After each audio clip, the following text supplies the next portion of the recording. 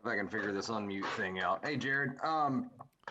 Running for 329 yards in a game is pretty cool, but obviously a stiffer test for you this week. Are you looking at this one more as an onus on rushing yards per attempt as opposed to total yards? Because I got to think if you can average 4 or 5 a carry, kind of keep the chains moving, control the clock, that keeps their weapons off the field too. How important is that to you guys this week?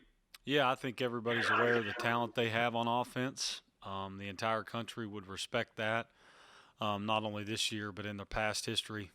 So you have to consider all that. I think more than anything, we as a staff have all kind of really made a conscious effort to make sure that we run the football better each and every week.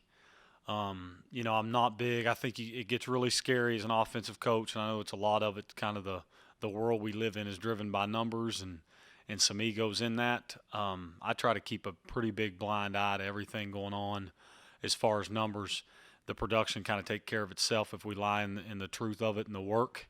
So it really, and it's not a cliche statement. I think the biggest thing is we know we got to run the football. It's going to make the game easier for us to call it in our offense to be successful on Saturday, but also, of course, an indirect effect would be to give them a limited amount of minutes to be able to pile up yards on their side. So, Coach, in terms of Gerad Diggs, since you got here last winter, last spring, what have you determined he does well? What did you guys ask him to try to improve on the off season, and your just overall thoughts of him now that you've got a game under his belt with him? Yeah, so we have everyone has a strong opinion of him. There's a lot of truth that comes through him and his work ethic. He has grinded. We had a pretty fortunate way to get to know each other more because he was a part of my accountability team and the leader of the team. So when we were going through the pandemic together and doing a lot of time of almost 4 months virtually, we had a lot of conversations about how we're going to lead our team better and accountability teams and those things. So it allowed us to have a lot of leadership discussions. He's a great leader. He's well respected. He puts in the work. Him and his dad really got at it through the pandemic that allowed him to get things better with his feet. Him and Coach Reagan have done a great job in approaching his feet and staying balanced through throws. And then I think the biggest thing is anytime you get a guy that's taken now the reps he got last year and into this year as he moves forward, we think he does a really good job of staying poised. He doesn't really get too high or too low and stay emotional, and you really need that out of the quarterback position. And then where he's really taken a step, even in the last 2 weeks, is his ability to lead and push guys the right way, knowing when to push buttons and when not to, and how to communicate and doing that the right way. And he's really gotten better with leadership and delivery, and I think that's the things that kind of make you take the next step, if you will, playing the position he does. You mentioned numbers, so I'm going to throw one at you here. I'm sure you're paid attention to, and that's Tulsa was 0 for 12 on third down against that defense. Gerad had mentioned that he thought one-on-one matchups were going to be important, but I'm guessing that what you do on first and second down is going to also dictate third down a little bit with these guys. Amen. Yeah, I didn't say we ignored the numbers. There's no doubt there's some, they matter. Nobody would say they don't. They matter, but you try not to dive in them so much to where you feel great about yourself on one week and then you just don't feel so great the next. You got to let them be noticed but not control your emotions. So their third down numbers are great, and a lot of people, Coach Knowles, the defensive coordinator there, is a guy I had an opportunity to be on the same staff with at Duke for a year. So I know his personality well, and they're an aggressive. That's his personality. I mean, who they are on film right now is exactly who Jim Knowles is. Gritty, tough. They're going to be tough and grab and hold and get after you and make it a physical game in the back end and allow you to make it hard on you to separate on third down, especially when they play a lot of man coverages and those things. So it's something that's there, and certainly it falls on us to be able to create separations and win some of those battles in order for us to get a better percentage on third down. Real quick, what in that secondary really strikes you? Neil mentioned he thought there were some NFL caliber guys back there. What jumps out at you? Yeah, probably three things in a hurry would be that, number one, their length at corner. Two vet guys that control how they fit the run with the two safeties. They fit the run very well, play downhill and diagnose in a hurry. So I just think the way they fit their runs through their safeties and diagnose in a hurry, and the length that they have at corner to create problems, and you being able to separate are the things that stick out pretty quickly. Back to you, Ryan. You mentioned that man-to-man coverage and how good they are in the secondary. You know, I know you and Neil both are real high on this group of receivers you've got. Obviously, a lot of them are young, and you get a couple of them back that you didn't have the last game. But, you know, how important is it for them to find a way to win some of these one-on-one battles that maybe Tulsa wasn't able to win last week? And how confident are you in your guys to be able to do that when you need to, especially on third down? Yeah, sure. It's a good question. It's it'll be, you know, it's critical. You know, we've told guys everywhere we've been, the ability to win the junction point and win against man coverage is one of the biggest things we're judged on. Being a wide receivers coach and on offense, and you can tell they coach the same thing in the inverse way at DB. So that matchup and the junction point in those moments is critical. Of course, we feel like our guys have come a long way and are really growing in our ability to do those things, and it's a huge test for our guys in week 2 of a season. So it'll be, you know, it's going to be very interesting to see the battle go on. That's the fun part of the junction point and the fun part of being able to play this game. Those will be great matchups, and it'll be interesting to see how those go throughout the game. It'll really tell the tale. Next question is from Kevin Kinder. Did you have a game plan, you know, set Friday morning for this game? And I hope it doesn't happen or never happens. But, you know, at some point, you know, teams have been felled by losses of a lot of people.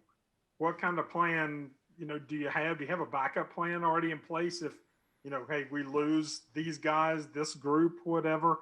How much time is available to adjust realistically for you? Sure, it's a good question. It's our reality. It's everybody across the country's reality. I think that, you know, on Coach Brown's side of it, he's been forced to have depth charts and things ready for even us as coaches. And then us as an offensive staff, you certainly have had conversations about what we would do and contingency plans for what would happen if we got some bad news. I don't think anyone would really be surprised or shocked by any of that stuff happening. So we put it in place to where we've got a really good feel for what we would do if things were to happen. And then the other thing is the prevention of it all, which I think Coach Brown has been great at, is to say, hey, if this does happen, here's how we're going to do it, but let's prevent a lot of this. You know, we've done every protocol we can through our medical staff and through our team all across our program in avoiding as much contact tracing as we can, remaining 6 feet, keeping mask on, all those things that have allowed us to so far keep ourselves out of harm's way, and our guys are going to have to make a continued effort because it can flip in a hurry. Back to you, Greg. So Gerad, I asked Jarrett about explosive plays as well, and obviously everybody wants them. But is that something you can manufacture, or does that just come organically? Yeah, I think, you know, anything that you want in this life, and especially in football, we tell the guys all the time, nothing really happens by accident. It's kind of the self-fulfilling prophecy in my mind. You know, I think, therefore I am. So if we want to be good at explosives, it better be a conscious effort made every day to be good at them. So I would think that in your question, I would say absolutely that this matters, and we've got to win the explosive play battle. It's probably one of the number one precursors to looking at success, minus, of course, turnovers is always the leading one. I think if we're explosive and at a high level on any Saturday and then take care of the football, we're going to have a really good chance of feeling good about where we're at offensively. So I think it's a directed effort for sure. Go ahead, Mike. Jared, getting your 2 tight ends back, you kind of made do last week with Charlie and Jackson, but Mike and TJ, no offense to those 2 guys, Mike and TJ are just different and probably enable you to do some stuff that helps your run game, that helps your play action. I'm sure it's not a secret, but how much, I don't know, different, more effective, better could you be at full strength there? Yeah, it's a good call. I think not to give too much away, but certainly you feel better about those guys being able to maybe do a few more things, which allow you to be a little bit more creative, and certainly being respectful to what those 2 guys did last week and stepping up and filling in. Certainly proud of their effort and what they did. And then we'll continue to grow that and continue to feel good about who we are at that tight end position. And Coach Trickett's done a heck of a job bringing those guys along. So we're going to really start to push those guys as this entire staff tries to find ways to run the football better, mess with guys' fits, and help us in pushing the football down the field as well. Back to you, John. Curious, I was listening to Gundy's talk yesterday, and he literally mentioned just about every guy on defense that played well against Tulsa. What's your thoughts on their front? They have some size. Are you interested to see how your guys are able to move them? What do they do up there that presents challenges? Yeah, you know, they did a great job on defense and had a heck of a game last week.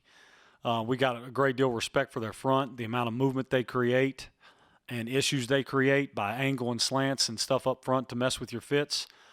So it is a respect for personnel and for scheme, you know, which makes it a tough deal. I mean, it really is. There's a respect for both. They do a good job changing fits up on you and creating movement that allows them to penetrate gaps, which also messes with, you know, tackles for loss and sacks and things you want to prevent on offense. You know, our ability to decrease the amount of negative plays that we had a year ago has been a big conversation for us in the offensive room, and I think it's going to be a telltale Saturday. We've got to reduce, you know, negative plays. Go ahead, Darren. Coach, is it going to be strange playing in front of fans? I mean, I'm not sure if that's something you guys are looking forward to, but it's different and it's rare nowadays. It sure is. I think our guys will be charged to kind of see some people up in the stands and play in front of. You actually have a discussion about noise up there with the side of the stadium, the things they create. I've never had the opportunity to get to go up there and play.